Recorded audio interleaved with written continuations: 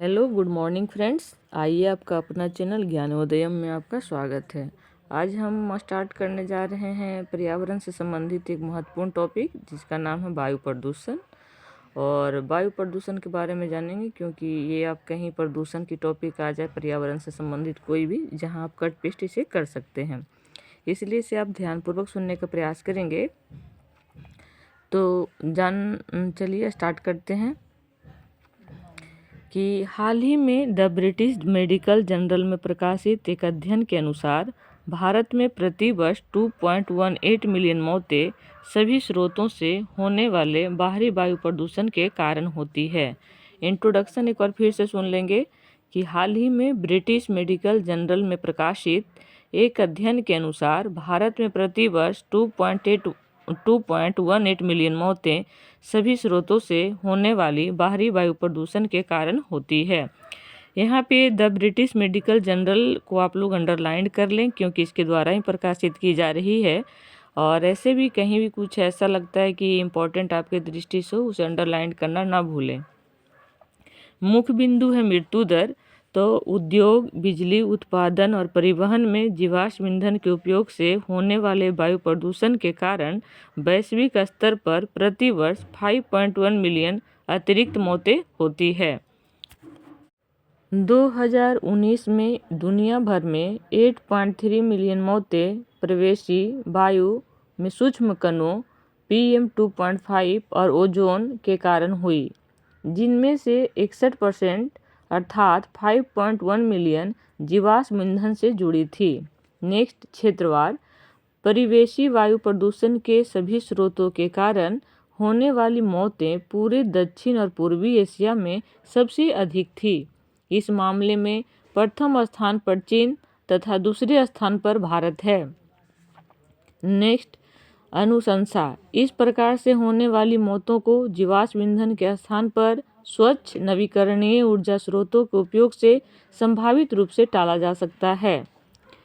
जीवाश्म ईंधन को धीरे धीरे खत्म करने से दक्षिण पूर्व और पूर्वी एशिया में परिवेशी वायु प्रदूषण के मानव जनित स्रोतों से होने वाली 80 से 85% मौतें संभावित रूप से रोकी जा सकती है। इसके लिए भी हालिया पहल COP28 में, जो कि UAE में आयोजित की गई थी, जीवाश्म ईंधन को कम करने पर एक बहुत ही महत्वपूर्ण मुद्दा को उठाया गया है। उसे भी आप यहाँ इंक्लूड कर सकते हैं।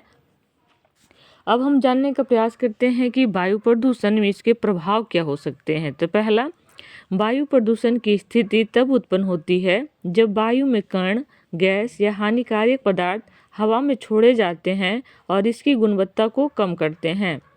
सामान्य वायु प्रदूषकों में particulate matter, nitrogen dioxide, sulphur dioxide, ozone, carbon monoxide, वाष्पशील कार्बनिक यौगिक, सीसा आदि शामिल है। मुख्य तत्वों को फिर से सुन ले कि समान वायु प्रदूषकों में particulate matter, nitrogen dioxide, sulphur dioxide, ozone, carbon monoxide, वाष्पशील कार्बनिक यौगिक, सीसा आदि शामिल है। वायु प्रदूषण के प्रभाव से स्वास्थ्य संबंधी विभिन्न प्रकार की समस्याएं पैदा होती है, जिनमें श्वसन संबंधी समस्याएं, हृदय संबंधी समस्याएं, फेफड़ों की कार्य क्षमता में कमी आदि प्रमुख है। नेक्स्ट, वायु प्रदूषण के स्वास्थ्य प्रभावों के परिणाम स्वरूप स्वास्थ्य देखभाल लागत में वृद्धि होती है, जिसमें श्वसन और हृदय रोगों के उपचार से संबंधित खर्च भी शामिल है।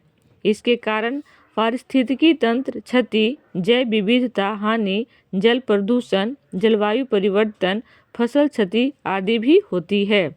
कहने का तात्पर्य है कि इससे न केवल मनुष्य या मानव समाज पे ही किसी तरह का प्रभाव पड़ता है, इससे पशु पक्षी और फसल पर भी प्रभाव पड़ता है।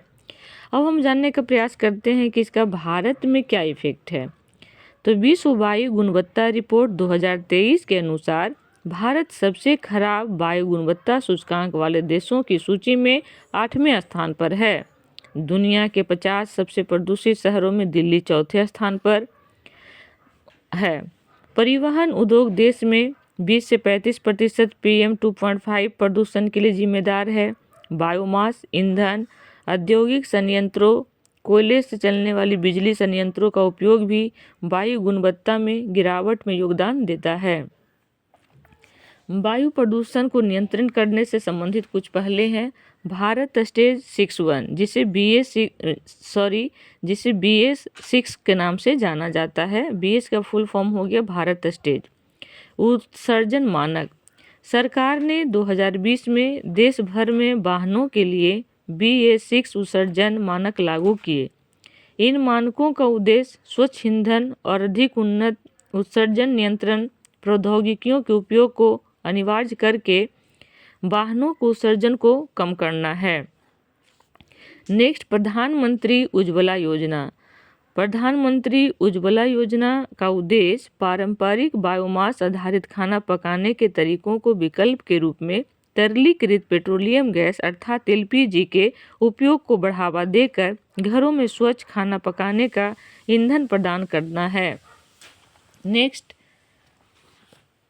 Faster adoption and manufacturing of hybrid and electric vehicles योजना। फेम योजना वाहनों को उत्सर्जन से होने वाले वायु प्रदूषण को कम करने के लिए इलेक्ट्रिक और हाइब्रिड वाहनों को अपनाने को बढ़ावा देती है। नेक्स्ट, सतत आवास के लिए हरित पहल। गिरहा यह इमारतों के निर्माण और संचालन में टिकाऊ और पर्यावरण के अनुकूल प्रथाओं को बढ़ावा देने की एक पहल है। यह प्रदूषण को कम करने के लिए ऊर्जा कुशल प्रौद्योगिकियों और सामग्रियों के उपयोग को प्रोत्साहित करता है। नेक्स्ट, अपशिष्ट प्रबंधन कार्यक्रम। अपशिष्ट को जलाने से रोकने के लिए उचित अपशिष्ट प्रबंधन महत्वपूर्ण है, जो वायु प्रदूषण में योगदान देता है। स्वच्छ भारत अभियान सहित विभिन्न अपशिष्ट प्रबंधन पहलों का उद्देश्य ठोस अपशिष्ट मुद्दों का समाधान करना और स्वच्छ निपटान विधियों को बढ़ावा देना है। इसके साथ ही मेरा आज का यह टॉपिक समाप्त होता है। धन्यवाद।